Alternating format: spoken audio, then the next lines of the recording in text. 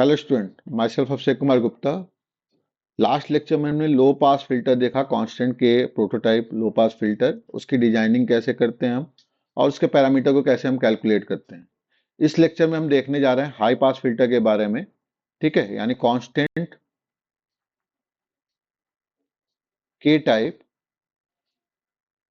High pass filter. Clear? Basic चीजें तो हमने लास्ट लेक्चर में ही सीख ली थी, वही बेसिक चीजें यहाँ इंप्लीमेंट होनी है। बस यहाँ पे सर्किट का थोड़ा सा चेंज हो जाना।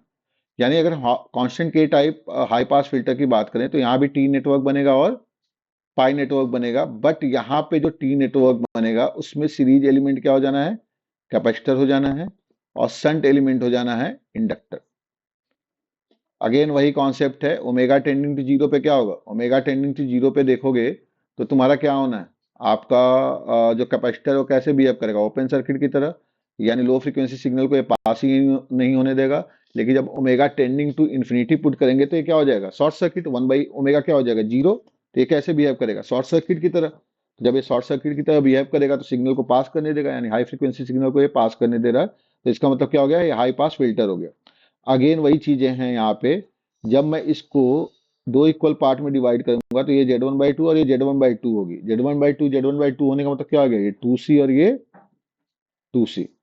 इस चीज का हमें ध्यान रखना है। क्लियर है चीज? ठीक है। इसी तरीके से ये आपका क्या होगा, Z2 यानी क्या हो जाएगा, सिंपली L हो जाएगा। क्लियर? जब हम पाई नेटवर्क की बात करेंगे तो कैपेसिटर सीधे सीधे आ जाएगा, ये हो जाएगा हमारा C। क्लियर? और यहाँ पे क्या हो जाना है, इंडक्टेंस। इंडक्टेंस दो इक्वल पार्ट में एडमिटेंस के टर्म में डिवाइड होगा, यही हमने डिस्कस किया था। यानी ये Y2/2 और ये भी Y2/2 होगा, लेकिन इंपिडेंस के टर्म में क्या हो जाता है, 2Z2 होने का मतलब क्या हो गया, ये 2L हो गया और ये भी क्या हो गया, 2L हो गया। क्लियर है चीज? ठीक है। अब हम बात करते हैं कि इसके लिए क्या क्या चीजें थी, जैसे हमने वहां पे कैलकुलेट किया था सारी चीजें, वैसे यहां भी कैलकुलेट करेंगे। ठीक है, अगेन वही सारी चीजें हैं हमारी। ठीक है, तो क्या क्या है हमारा, पहला टर्म, चूंकि ये कांस्टेंट के टाइप फिल्टर है तो Z1 Z2 की वैल्यू कांस्टेंट के बराबर, यानी डिजाइन इंपेडेंस R0² के बराबर हो गया। Z1 Z2 की अगर हम बात करें तो यहाँ पे Z1 कितना है, Z1 है आपका 1/j⍵c, और Z2 क्या है यहाँ पे, Z2 है आपका j⍵L। क्लियर? यानी यहाँ पे क्या हो गया, ठीक अपोजिट हो गया। लेकिन अगर देखोगे यहाँ पे तो Z1 Z2 की वैल्यू अगेन L/C के बराबर ही मिलेगा। ठीक है, R0², यानी यहां से R0² की वैल्यू आ गई आपकी L/C, या फिर डिजाइन इंपिडेंस R0 आ गया √L/C के बराबर। क्लियर? ये हमें R0 मिल गया। ठीक है, दूसरा कंडीशन क्या होता है हमारा, कट ऑफ फ्रीक्वेंसी का, यानी FC कैलकुलेट करने का। अब FC कैसे कैलकुलेट करेंगे, FC कैलकुलेट करने के लिए हमने कंडीशन क्या देखी थी कि 1 + Z1/4Z2 इक्वल टू क्या होगा, 0 होगा। और ऑब्वियस सी बात है, ये किस पे मिल रहा है हमें, F = FC पे मिल रहा है, या ओमेगा =ω/C पे ये कंडीशन हमें मिलता है। क्लियर? यानी यहाँ पे जो फ्रीक्वेंसी यूज करोगे Z1 और Z2 रखने के लिए, वो ω =ω/C यूज करोगे। तो मैं क्या लिखूंगा यहाँ पे, 1 + Z1 क्या है हमारा, 1/j⍵C into C upon j⍵C into L 4 times equal to 0। तो ये क्या आ जाना आपका, ये आपका आ जाना है 1, क्लियर, प्लस 1/4 j² ⍵C का square into LC equal to 0 हो गया। ये आपका डिनोमिनेटर में पूरा का पूरा टर्म आ जाएगा। अगेन यहाँ भी क्या है, j² की वैल्यू है तो j² क्या होता है हमारा, -1 के बराबर होता है। वैल्यू पुट करें जरा हम यहाँ पे, तो ये क्या आ जाएगा, 1 - 1/4 ⍵C² LC इक्वल टू 0। ठीक है, तो क्या निकल के आया यहां से, 1/4 ⍵C² LC इक्वल टू 1 आ गया। यानी ⍵C की वैल्यू क्या आ गई, 1/4 LC। ठीक है, ⍵C² क्या आ गया, 1/4 LC। तो ओमेगा सी की वैल्यू क्या आ जाएगी यहाँ से 1/2 रूट LC के बराबर आ गया। क्लियर? तो जब हमें ओमेगा सी इक्वल टू क्या हो गया 1/2 स्क्वायर रूट LC, तो मैं ओमेगा सी को क्या लिख सकता हूँ यहाँ पे, omega C equal to 2πFC equal to क्या आ जाएगा यहाँ पे 1/2 रूट LC। क्लियर? नीचे हम 2π को ले आए तो कट ऑफ फ्रीक्वेंसी हमारी कितनी आ गई, कट ऑफ फ्रीक्वेंसी हमारी आ गई FC इक्वल टू 1/4π√LC के बराबर। क्लियर? ठीक है। अब क्या होता है कि जनरली क्वेश्चन में ना तुमको डिजाइन इंपेडेंस और कट ऑफ फ्रीक्वेंसी दे देता है और L और C की वैल्यू पूछ लेता है।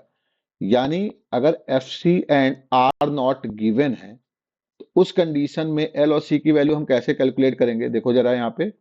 क्योंकि यहाँ पे क्या हो गया, R naught square equal to क्या हो गया, ये हो गया तुम्हारा L/C के बराबर, और FC इक्वल टू क्या हमारा 1/4π√LC है। तो मैं इसको लिख सकता हूँ ना, FC इक्वल टू मतलब R नॉट की वैल्यू हो जाएगी यहाँ से R naught equal to square root of L/C, और FC इक्वल टू क्या है हमारा 1/4π√LC।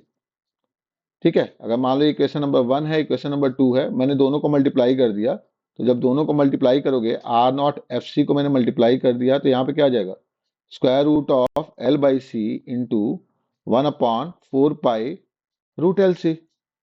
तो रूट एल से रूट एल क्या हो जाना है यहाँ पे, रूट एल से रूट एल कैंसिल आउट, और रूट सी इंटू रूट सी क्या हो जाएगा, रूट सी इंटू रूट सी हो जाएगा हमारा सी। तो ये क्या आ जाएगा 1/4π/C। तो ऑब्वियस सी बात है, यहाँ से सी की वैल्यू हमने कैलकुलेट कर ली, तो सी की वैल्यू क्या आ गई यहाँ से, सी आ गया हमारा 1/4πR0FC के बराबर। ये हमें मिल गया सी की वैल्यू, और यही सी की वैल्यू हमें क्या करना है, उठा के पुट कर देना है किसी भी इक्वेशन में।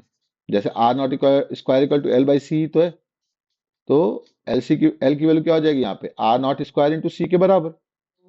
ठीक है। तो आर नॉट की वैल्यू ऐसी ही रहेगी क्योंकि हमें दिया हुआ है, सी की वैल्यू हमने कैलकुलेट किया 1/4πF0FC इंटू आर नॉट, तो आर नॉट से आर नॉट कैंसिल आउट हो गया, तो ये क्या निकल के आ गया, ये निकल के आ गया L equal to R naught upon 4πFC के बराबर। ऐसे हम L और C की वैल्यू कैलकुलेट कर सकते हैं अगर R नॉट FC की वैल्यू गिवन है तो। क्लियर है चीज? ठीक है। और FC की वैल्यू हमारी क्या निकल के आई 1/4π√LC के बराबर। अब आते हैं हम अपने कैरेक्टरिस्टिक इंपीडेंस पे। तो कैरेक्टरिस्टिक इंपीडेंस की अगर मैं बात करूंगा यहाँ पे, तो कैरेक्टरिस्टिक इंपीडेंस की वैल्यू क्या होती है, Z0T इक्वल टू अगेन वही सारी चीजें √Z1 Z2 और ब्रैकेट में 1 + Z1/4 Z2। क्लियर? तो यहाँ पे हम क्या करेंगे, Z1/4 Z2 की वैल्यू कैलकुलेट कर देते हैं किसी भी पर्टिकुलर फ्रीक्वेंसी पे, एट एनी फ्रीक्वेंसी f, किसी भी फ्रीक्वेंसी f पे पूछा जा सकता है ये। तो Z1/4 Z2 की वैल्यू मैं पहले कैलकुलेट कर रहा हूँ, फिर इसको उठा के यहाँ पे पुट कर देंगे। Z1 Z2 मुझे पता ही है क्या है, तो Z1/4 Z2 चूंकि हर जगह यूज होना है तो ये मैं कैलकुलेट करता हूँ यहाँ पे। तो Z1 इक्वल टू क्या है 1/j⍵c अपॉन 4 इंटू j⍵L। तो ये क्या आ जाता है हमारा -1/4 ω² LC। क्लियर चीज? ठीक है। मैं इसको क्या लिख सकता हूं, मैं इसको लिख सकता हूं -1/4 LC अपॉन ω² लिख सकते हैं, बिल्कुल लिख सकते हैं। ठीक है।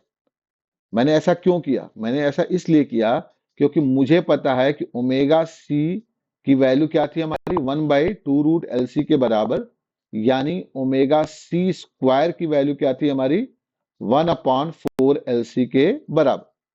ठीक है। हम सीधे सीधे यहाँ पे ω/C की वैल्यू के टर्म में चीजों को पुट कर सकते हैं, यानी Z1/4 Z2 की वैल्यू हमारी क्या आ गई -ω/C² अपॉन ω², या -FC/F का स्क्वायर, क्योंकि ω/C भी 2πFC होगा और ω भी 2πF होगा, 2π से 2π कैंसिल आउट हो जाना है। तो Z1/4 Z2 की वैल्यू क्या आ गई -FC/F के स्क्वायर के बराबर आ गई। अब हम निकाल लेते हैं Z0T। तो Z0T की वैल्यू क्या आ जानी है, Z0T हो जाना है यहाँ पे square root of Z1 Z2 की वैल्यू ऑब्वियस सी बात है आर नॉट स्क्वायर के बराबर लिख लेते हैं हम एल बाई सी लिखने के बजाय, क्योंकि क्वेश्चन में आपको आर नॉट ही दिया होता है। तो Z1 Z2 क्या होता है आर नॉट स्क्वायर के बराबर, ब्रैकेट में 1 minus F C by F का स्क्वायर, ब्रैकेट क्लोज। ठीक है, आर नॉट को हम बाहर ले सकते हैं, तो Z naught T equal to क्या आ जाएगा, स्क्वायर रूट से हमने बाहर लिया तो ये आर नॉट हो जाएगा under root 1 minus F C by F. तो तुम क्या देख रहे हो यहाँ पे कि लो पास फिल्टर केस में ये एफ बाई एफ सी था, लेकिन हाई पास फिल्टर केस में क्या हो गया, ये एफ सी बाई एफ हो गया। लेकिन दोनों के कट ऑफ फ्रिक्वेंसी में अंतर है। एक की कट ऑफ फ्रिक्वेंसी हमने निकाली 1/पाई रूट एल सी और दूसरे की निकाली हमने 1/4 pi root L C. Clear? तो दोनों में अंतर है, ये चीज का आप ध्यान रखिएगा। क्लियर? इस चीज को मिस मत करिएगा कि दोनों कट ऑफ फ्रिक्वेंसी का फॉर्मूला आप सेम पुट कर दें। देखो हमने यहाँ पे निकाली है। ठीक है, ये चीज ध्यान रखिएगा, दोनों की कट ऑफ फ्रिक्वेंसी अलग अलग होती है। ठीक है, तो ये हमें क्या मिल गया, जेड नॉट टी मिल गया। अब हमें क्या कैलकुलेट करना है, जेड नॉट पाई। तो ऑब्वियस सी बात है Z naught T into Z naught pi क्या होता है, Z1 Z2 के बराबर, यानी आर नॉट स्क्वायर के बराबर।